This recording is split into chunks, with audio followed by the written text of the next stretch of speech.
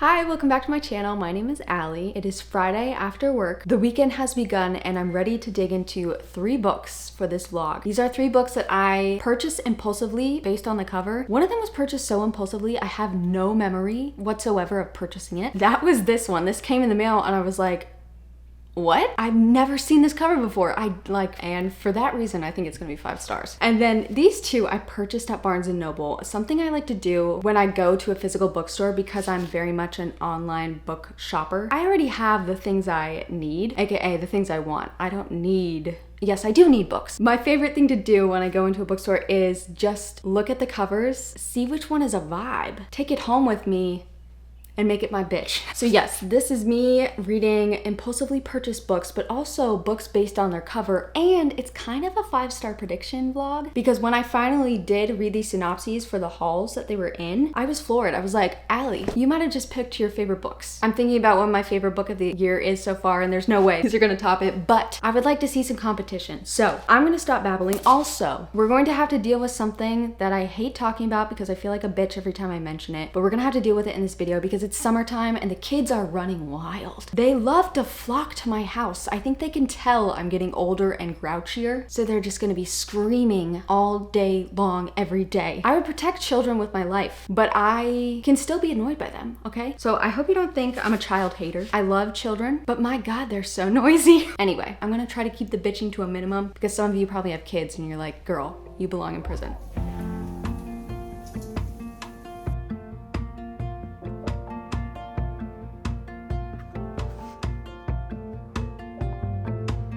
Shit that you said on repeat in my head. China cabinet, busted again. Ends it won't meet on the raisin the rim. Picking up teeth off the pavement. Broken like bread, shirts that don't fit. Growing mold in the basement.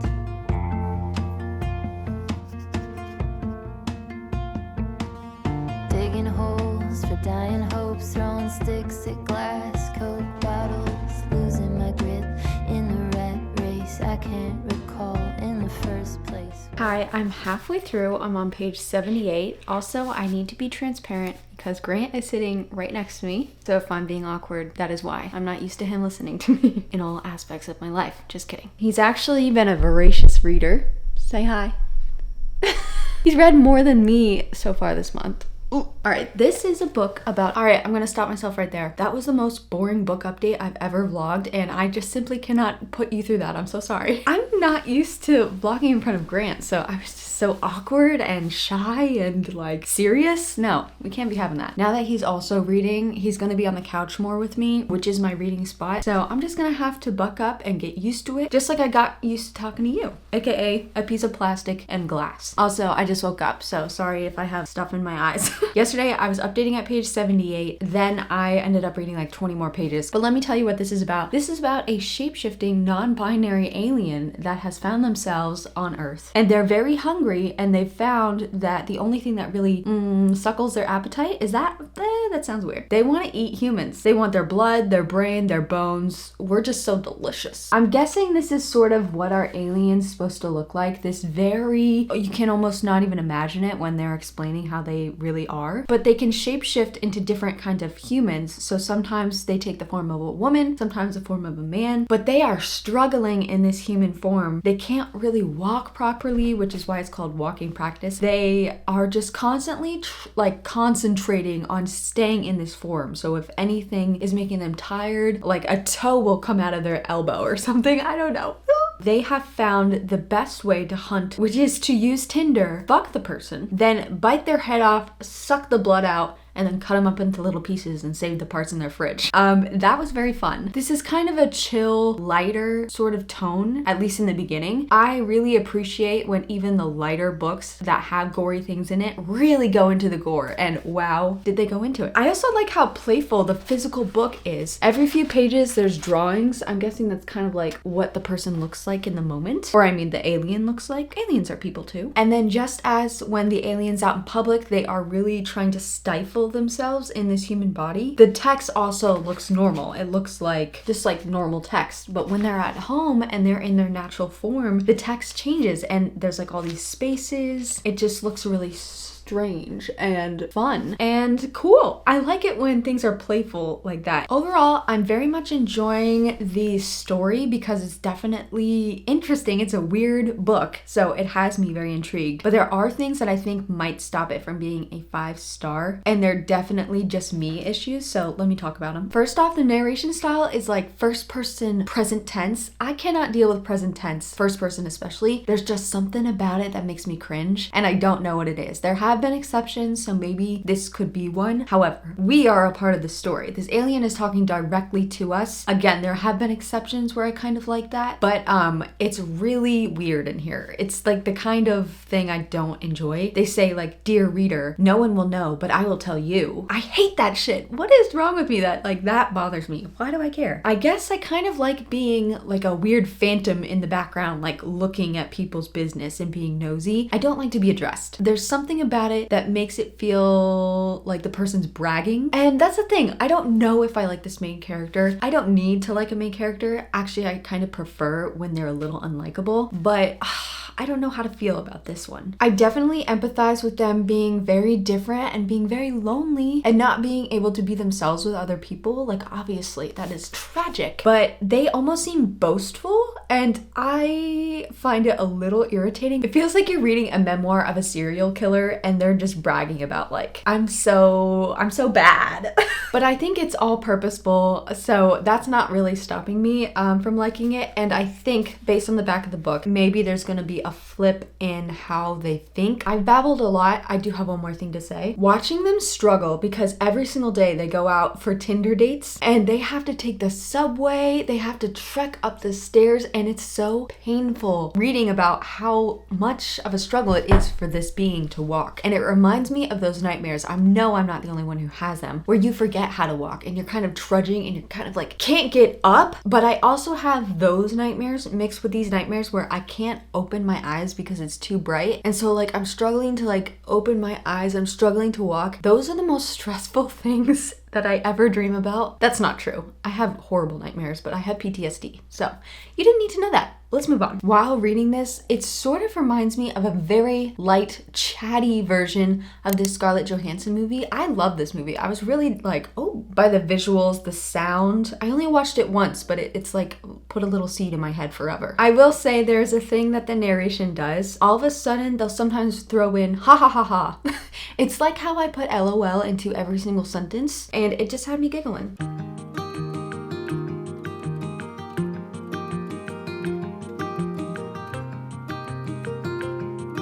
All right, I just finished walking practice. I'm gonna try to give you an update with Grant sitting right here. We'll see how awkward I am. Ooh. There is a note at the end of it from the translator Victoria, and she talks about translating it and how different Korean and English is, which obviously, but how because this was written in such a way that plays with the Korean language, so that the language itself is changing genders and like postpositions that play around to make this very non-binary. And so she's explaining like how she did the words on the text like this so that it could be better visually expressed. I so wish that I could read this how it was originally written. So maybe I'll have to try to learn Korean just to read this book. That being said, it's not a 5-star because of my stupid pet peeves that are basically pissing me off so that I feel like I can't enjoy things, because for what reason? I don't know. Also, look at this. Very cool, very cool. Wish I could translate that. I'm being a little awkward. I'm sorry.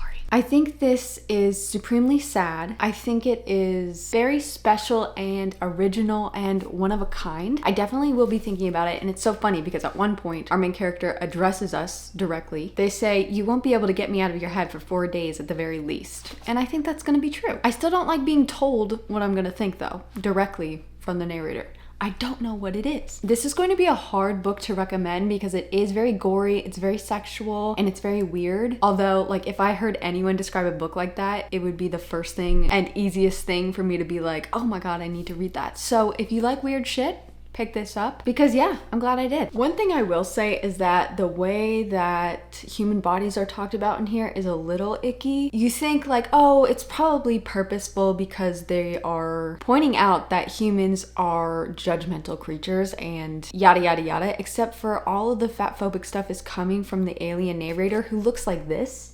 It's just so icky the way that human beings who are larger are described. They're described as animals. Piggies, not okay with that. I did not like reading that. Rhinoceroses, elephants. I mean, the alien is concerned with cutting up these bodies and like storing them. So they're thinking in volume that way, but it was a little uncomfortable. Just a note.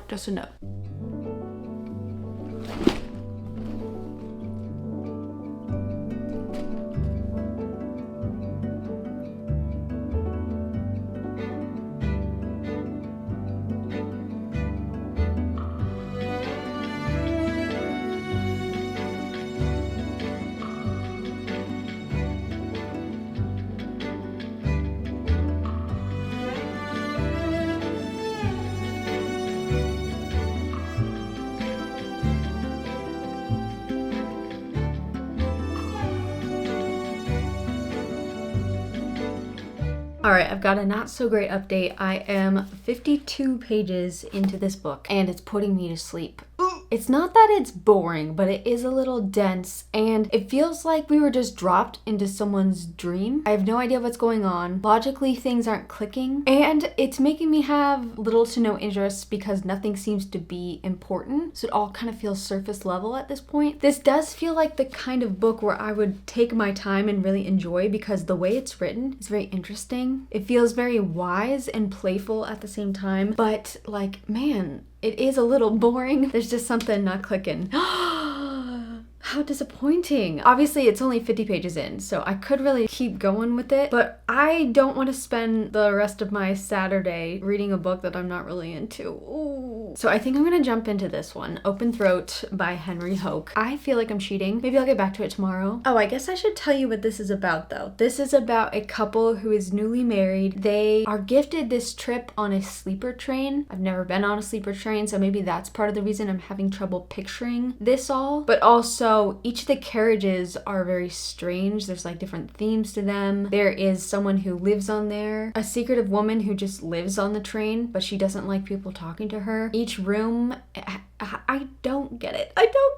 And it's so annoying because I love weird shit. Also, there's mongoose in it. There's a little mongoose. And we just met another one. I love mongoose because they're one of the only land creatures here in Hawaii. And it's such a pleasure to see their long little bodies just scuffling around. They're just a bunch of cuties. But now onto a different sort of creature, a lion, a mountain lion. Here we go. First sentence is, I've never eaten a person, but today I might. Oh, there's like no punctuation.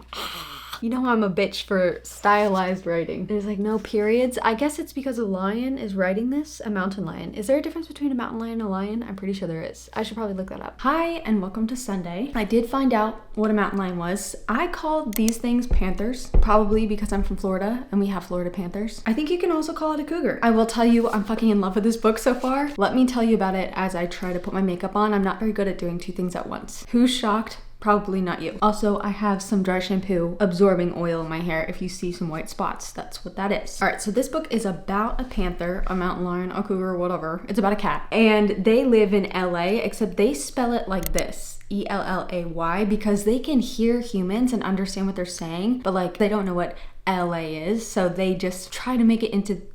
Oh, we don't know our panther's name. We've learned very little about him except for that he's kind of struggling right now. He's in human populated area. He doesn't like to kill humans, but he's getting a little desperate because there's not too much wildlife. Water is not anywhere to be found. It's very dry. Fires are scary. We see him witness a lot of interesting, very Los Angeles feeling conversations about like energy and what is it, scarcity mindset. And it's so funny because when he hears scarcity, he sees or thinks or spells scare city. And he's like, I don't know what scare city is, but I think I'm in it. How funny is that? So there's a lot of witty, kind of innocently observed things that our lion is hearing and witnessing, but it's also kind of sad because he's so lonely. He sort of has made this friendship with homeless people. He doesn't know who they are, but he knows that they kind of are a community that he can trust and they sort of rely on each other. And it's so sad because he feels this closeness with them, as close as he could get with anyone, but they think he's a menace and he's just trying to help them. And it's so sad when someone who's doing something innocently helpful is misunderstood. What is that noise?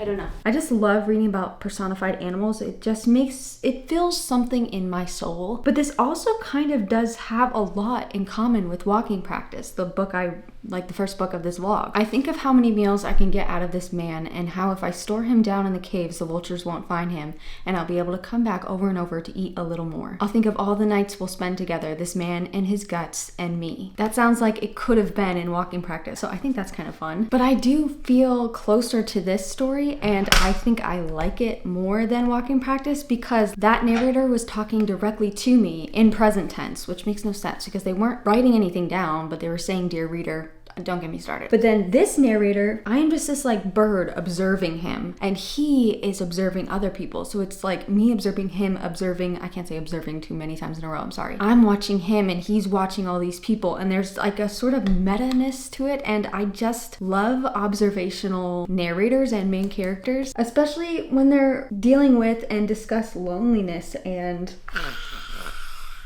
we learn about this crush, this love, this great love he had with another mountain lion dude. He sees this deer, and this sexy lion dude comes like killing the deer, and like he's eating the deer. Our main character is like, should I run? I don't know. And the guy like looks up while he's eating and looks at him, and it's like an invitation to share his meal. And he keeps coming back to him with food, and they share their food.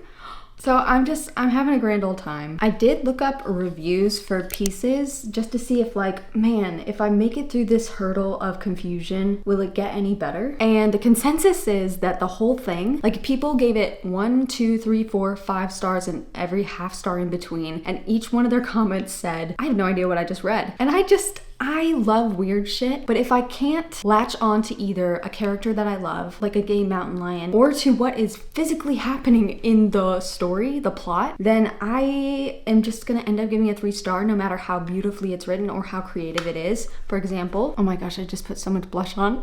Organ Meats. I thought this was so beautifully written, and it was so imaginative and so strange, but I could not keep up with what was happening. I had no idea. And it made it so that like, even though yes, I appreciate the art and the craft that went into this, like I could not enjoy it, and like that's the point. So I don't know that I am going to get back to Pieces. I do have the audiobook from the library, so maybe I'll give it another shot. I do think, I'm sorry if I'm talking too much, we are going to Target this evening, so maybe since the theme of this vlog is reading like impulse purchases, maybe I should make an impulse purchase. Now I feel like Target only has like very popular books. It's not a bookstore, so that makes sense. Also, yes, I'm using 2 mascaras, don't ask. But I don't know, maybe I'll try to find a book I've never seen before, or a cover I really like, or maybe just a book I've seen before but never felt compelled to read. I don't know. We'll experience it together. You'll see in the vlog. And then depending how long this video is going to be, maybe I'll share with you some of my other impulse purchases I've made throughout the years. I love how I'll spend so much time on my hair and then just get really annoyed with it and put it up anyway. Whatever, I look like a potato.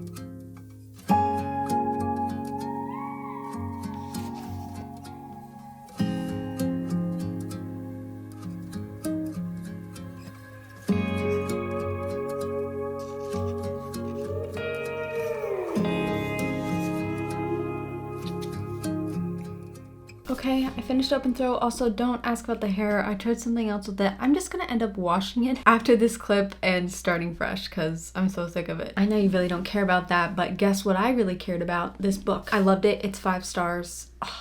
It's everything I want in a book. It's short, it's simple, it's witty, it's creatively written. It's got a perspective from an innocent being who's just trying to deal with emotions and surviving, and I've had such good luck with books this year and back in 2022 they're not people, but they are to me, that were about this kind of thing. Whether they be aliens, clones, robots, animals, vampires, but also other people. I feel like it's so easy for me to connect to something that is other, a non-human being dealing with human emotions. I have had books where that happens with humans too, where I get that same payback from it. but for some reason I find it more in things that are not human. So I don't know what that's about, and I think I may not be making sense right now, so I'm sorry. So technically the reading vlog is over because I don't think I'm going to be finishing pieces, at least not right now. So I guess my initial question was, do impulse purchases pay off? And I think they definitely do. This was 4 stars, maybe more like 3.75. I really liked it. It was very unique. Even though I am so confused with this that I can't fully enjoy it, it's written very coolly and it is a vibe. And then this one is a new favorite. Excellent time I had this weekend. And guess what? All 3 of these books ended up being queer and I had no idea. Apparently I just have queer taste and I love that for me. Hello. I feel like some of you are going to stop watching right now, but there is more to this vlog. I'm going to, is this too boring? I'm sorry. I have a backlist spreadsheet and I want to see what other impulse purchases I have. Some of them are popular books, but let me pick out the ones that I really don't know too much about and I'll show you to them. I won't like go into too much detail, but we'll have a little show and tell. Okay, welcome to the show and tell segment of this vlog. These are these were all impulse purchases that were based on a vibe, were based on the cover, and I still haven't heard too much about these. Ghostly by Audrey. I don't like saying her last name. These are short stories, an anthology from a bunch of different authors all about ghosts. There's also illustrations. I got this short little book, No Longer Human by Osamu Dazai. I think this is actually a classic that was written way back when, but the narrator doesn't understand human beings. That sounds like it could fit in with my little theme here. Maps of Our Spectacular Bodies by Maddie Mortimer. This was actually on the Booker, I think the short list. I picked this out before I even realized that because it has such a unique style of text on the page, but like there are words just falling down, squiggling around. Bang. I think this is about a woman with cancer. Jawbone. I read the first chapter of this in a chapter challenge vlog. It was weird. And it was like a horror. And then I have 4 like slutty sad girl books. We have Acts of Service, Hot Stew, Schmutz, and Avalon. I just love this cover. Look at it. Oh! Born over a fault line, bad teeth and worse habits, high heels in a trailer. If you want it, you should have it. Cracking like a glacier. Any semblance of restraint.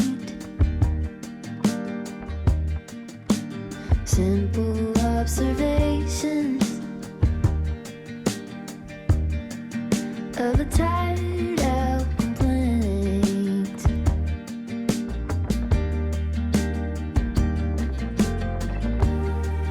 I get in my own way.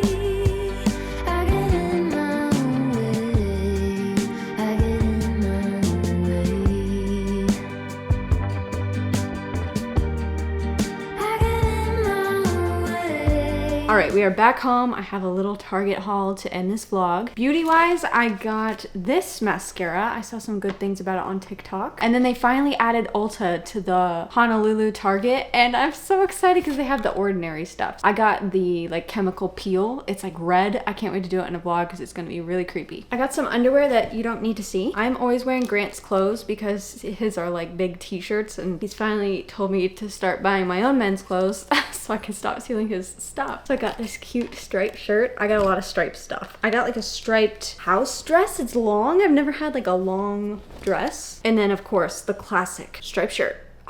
I'm a striped bitch. I'm also a polka dot bitch. I got some pajamas and some like casual slacks. I find slacks, especially oversized ones, to be so comfortable. But let's get to the stuff you actually care about. You already saw what I got. I got all 3 of those books. I just can't stop myself. My birthday's on Friday. It's my birthday week officially, so like, why the fuck not? This book is a vibe, but I have to be honest, this isn't an impulsive purchase. I've had my eye on it. I've heard amazing things about it. It's an exhilarating novel of American identity that spans 3 generations in one family. It sounds boring, but I've heard the most amazing things about it. I feel like I've bought so many books lately in the past couple years, that are like generational stories, and I haven't read a single one of them. So maybe I need to do a reading vlog of that. That sounds like a lot of work, but I know they're gonna pay off. Then I got this. It looks Greek as fuck. It's the author of Pandora's Jar. I have no idea what that is. This is in a short story format, and it's all of the women in Greek mythology. We got Hera. We got our girl Aphrodite looking sexy. I don't know if this is like in story mode or a nonfiction kind of take on these stories. I'm gonna find out. And then a true impulse purchase. I didn't even read the back of this, which yes, some of you probably find annoying, but I never do this with romance. This gotta be a romance, right? It's called Unsteady. It looks like a hockey ice skating romance. I've never even heard of it. Reese Kateski is back, at least he's supposed to be. During last year's... Did I buy the second book in a series? No! Hold on, what is wrong with me? This is why you should not impulse shop. Oh, thank God, it's not in a series. Okay, this cover on Goodreads is really cool. Reese Kateski is back, at least he's supposed to be. During last year's Frozen 4, the Waterfell University hockey captain and NHL legacy took a brutal hit that left him with a concussion and a new discomfort on the ice. Plagued by nightmares and panic attacks every time he attempts to skate, Reese wonders if he'll ever play again or if he'll ever want to. Sadie Brown, that's a cute little name, is staying focused this semester no matter what. Currently drowning in debt. Oh, custody hearings for her younger brothers. Oh my God. And skating practices. She's just trying to, look at me trying to get invested already. She's just trying to make it to the next day. A spitfire figure skater known for her bad attitude and frequent disappearing acts, Sadie has a reputation, and it's not a pretty one. When she accidentally witnesses one of the Golden Boy hockey captain's panic attacks and attempts to help him, a strange sort of understanding strikes up between them. No questions asked, just comfort. But Reese finds himself drawn to Sadie. I'm sorry. Where he feels empty, a shell of a man and a player he was before, Sadie is so full of everything, it bursts from her. Every emotion she feels seems like it's blasted at max volume. Reese is desperate to feel anything. Sadie wants to stop feeling so much, but healing doesn't mix with secrets, and they're both skating on thin ice. Why did I just get shivers? I feel like this is a movie I want to watch right now. Oh my gosh, this is gonna be great.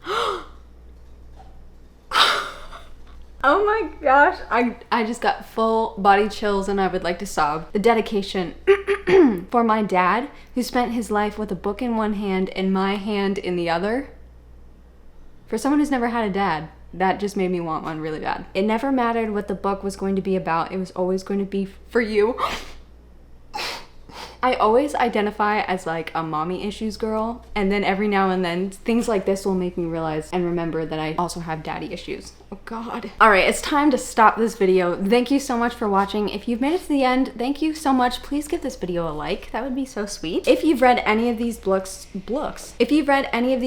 please leave a comment below letting me know your rating for them and your thoughts. And also these, I'd like some hype, please. This feels kind of weird to say, but if you want more timely updates on my reading, definitely follow me on Instagram because I try to post every single time I start a book that I physically own. Like this weekend, I've been posting these as I've started them. So yeah, follow me over there if you want. Next vlog, I'm going book shopping, which is, I have a problem. It's my birthday. It's going to be my birthday. I'm definitely going to be picking up some impulse purchases. So stay tuned for that. Thanks for hanging out with me. I'll see you later. Goodbye.